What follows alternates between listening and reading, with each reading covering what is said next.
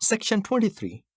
Hindu religion, a set of rules and regulations, commands and prohibitions.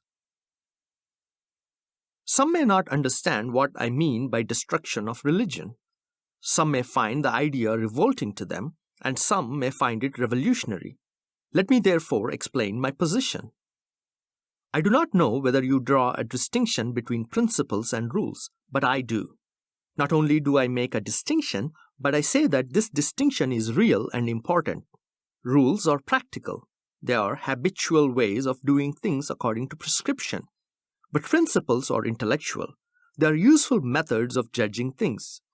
Rules seek to tell an agent just what course of action to pursue. Principles do not prescribe a specific course of action. Rules, like cooking recipes, do tell just what to do and how to do it. A principle such as that of justice supplies a main heading by reference to which he is to consider the bearings of his desires and purposes. It guides him in his thinking by suggesting to him the important consideration which he should bear in mind. This difference between rules and principles makes the acts done in pursuit of them different in quality and in content. Doing what is said to be good by virtue of a rule and doing good in the light of a principle are two different things. The principle may be wrong, but the act is conscious and responsible. The rule may be right, but the act is mechanical. A religious act may not be a correct act, but must at least be a responsible act. To permit of this responsibility, religion must mainly be a matter of principles only.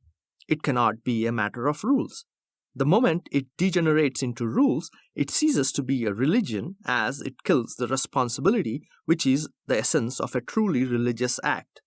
What is this Hindu religion? Is it a set of principles or is it a code of rules? Now, the Hindu religion, as contained in the Vedas and the Smritis, is nothing but a mass of sacrificial, social, political, and sanitary rules and regulations all mixed up. What is called religion by the Hindus is nothing but a multitude of commands and prohibitions.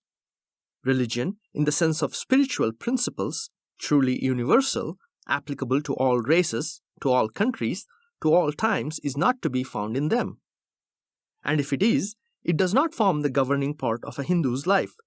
That, for a Hindu, dharma means commands and prohibitions is clear from the way the word dharma is used in the Vedas and the Smritis and understood by the commentators.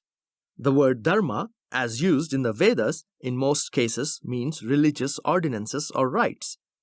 Even Jaimini, in his Purvamimamsa, defines dharma as a desirable goal or result that is indicated by injunctive Vedic passages.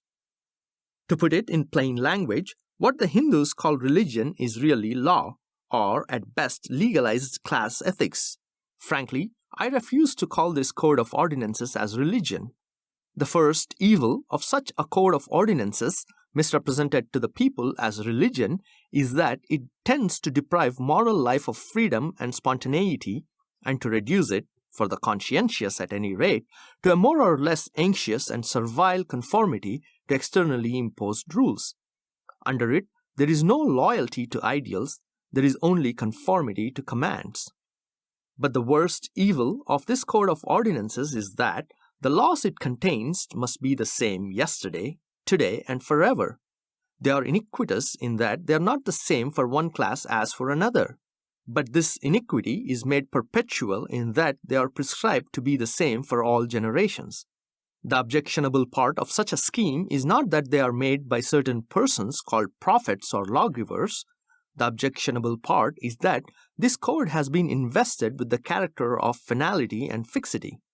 Happiness notoriously varies with the conditions and circumstances of a person, as well as with conditions of different people and epochs. That being the case, how can humanity endure this code of eternal laws without being cramped and without being crippled? I have therefore no hesitation in saying that such a religion must be destroyed, and I say there is nothing irreligious in working for the destruction of such a religion. Indeed, I hold that it is your bounden duty to tear off the mask, to remove the misrepresentation that is caused by misnaming this law as religion. This is an essential step for you. Once you clear the minds of the people of this misconception and enable them to realize that what they are told is religion is not religion, but that it is really law, you will be in a position to urge its amendment or abolition. So long as people look upon it as religion, they will not be ready for a change, because the idea of religion is, generally speaking, not associated with the idea of change. But the idea of law is associated with the idea of change.